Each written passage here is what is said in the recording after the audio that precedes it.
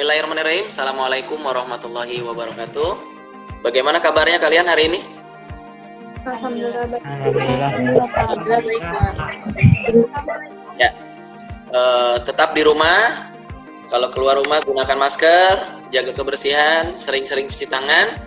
Mudah-mudahan di masa pandemi ini kita senantiasa diberikan kesehatan oleh Allah SWT. Nah, kali ini silakan dipimpin doa oleh salah seorang.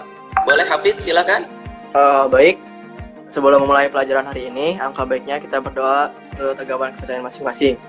Berdoa dalam hati, mulai. Selesai. Oke, terima kasih Hafid. Terima kasih Hafid yang sudah memimpin doa. Selanjutnya, tujuan pembelajaran yang ingin kita capai pada kesempatan.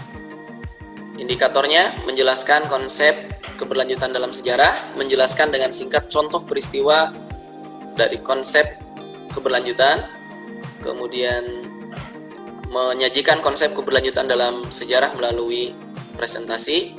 Nah, untuk tujuan pembelajarannya, melalui kegiatan pembelajaran dengan pendekatan saintifik dan model pembelajaran discovery learning, peserta didik mampu menjelaskan konsep keberlanjutan dalam sejarah serta dapat menyajikan konsep keberlanjutan melalui presentasi dengan bekerja sama, mandiri, dan komunikatif selama proses pembelajaran sehingga menumbuhkan rasa cinta tanah air. Ini adalah tentang konsep keberlanjutan dalam sejarah.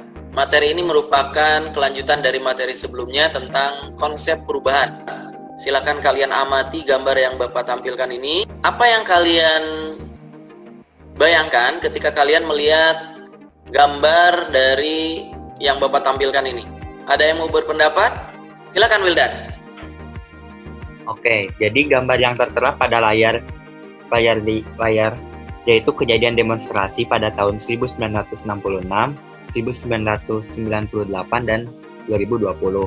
Pada tahun 1966, bertujuan untuk menumbangkan Orde Lama pada pemerintahan Soekarno. Sedangkan pada tahun 1998, pada pemerintahan Soeharto, masyarakat kembali melakukan demonstrasi dikarenakan terjadinya KKN di Indonesia. Pada tahun 2020 pun, masyarakat kembali melakukan demonstrasi, namun demonstrasi kali ini bukan untuk menumbangkan pemerintahan, namun lebih bertujuan untuk menolak Undang-Undang Omnibus Law yang merugikan rakyat. Sekian dan terima kasih. Oke, luar biasa. Ya, 2 jempol buat Wildan ya. Oke, terima kasih Wildan.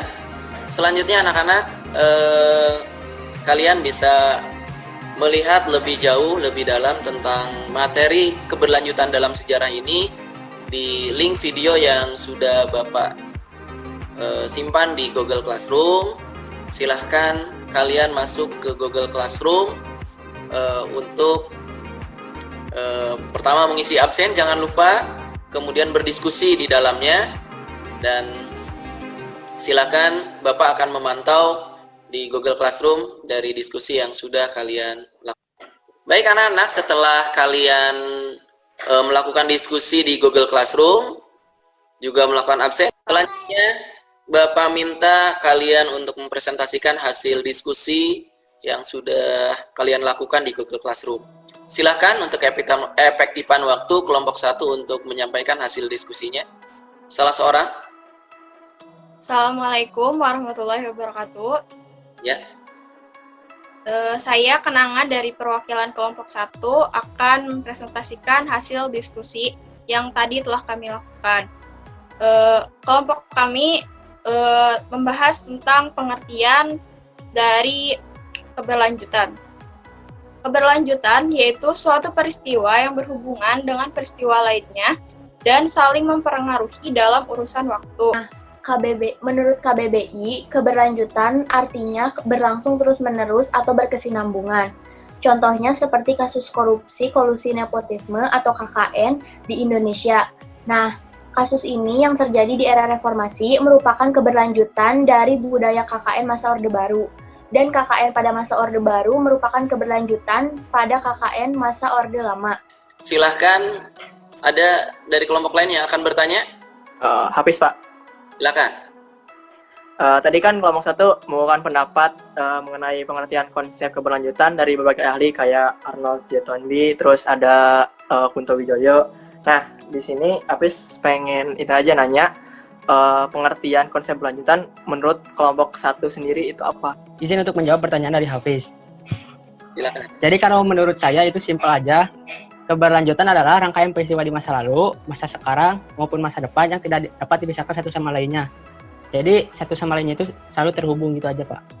Silakan kelompok 2 untuk mempresentasikan hasil diskusinya. Assalamualaikum warahmatullahi wabarakatuh.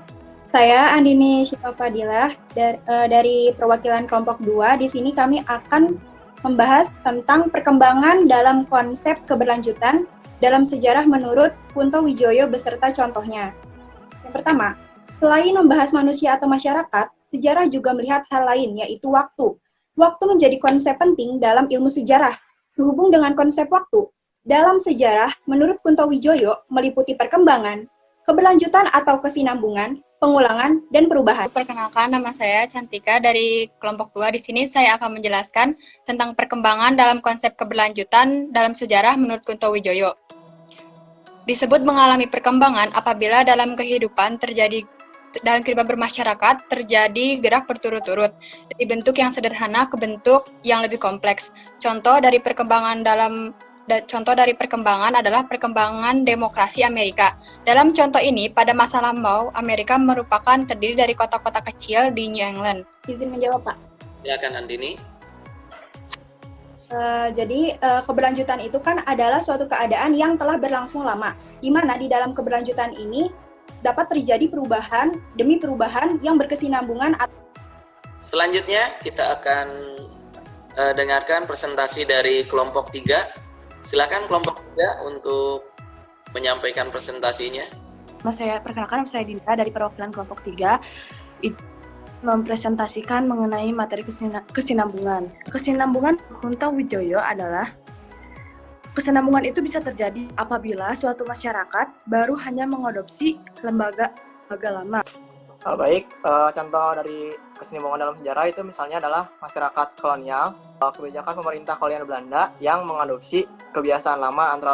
Selanjutnya ada yang bertanya kepada kelompok 3, ya. Kelompok 3 silakan dijawab.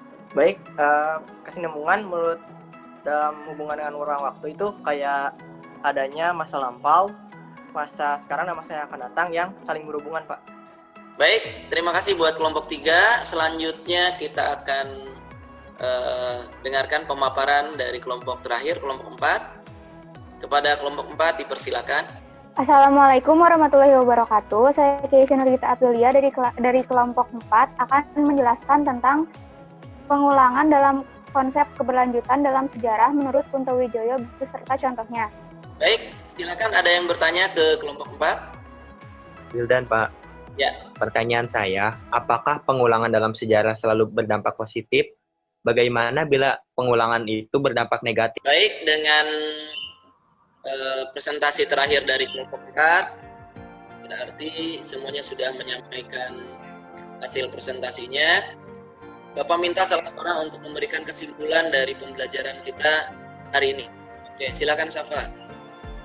Jadi dari pembelajaran kali ini kita bisa simpulkan kalau misalnya keberlanjutan adalah sesuatu hal yang berlangsung secara terus-menerus dari masa lalu, masa sekarang hingga masa depan yang tidak bisa terpisahkan. Setelah kesimpulan yang disampaikan oleh Safa, jangan lupa Bapak mengingatkan kalian untuk mengerjakan tugas di Google Classroom. Bapak mengucapkan terima kasih kepada kelompok yang sudah aktif ya berdiskusi di dalam Google Classroom. Berikan 2 jempol dan insya Allah akan ada penilaian untuk kelompok yang paling aktif. Untuk pertemuan selanjutnya kalian akan membahas tentang pembentukan bumi ya. Dengan ini kita akan mengakhiri pembelajaran. Dan Bapak minta salah seorang untuk memimpin doa. Baik, sebelum mengakhiri pelajaran ini, semoga pelajaran kali ini dapat bermanfaat bagi hidup kita. Berdoa dalam hati, mulai. Selesai. Atas segala perhatiannya, Bapak ucapkan terima kasih. Assalamualaikum warahmatullahi wabarakatuh.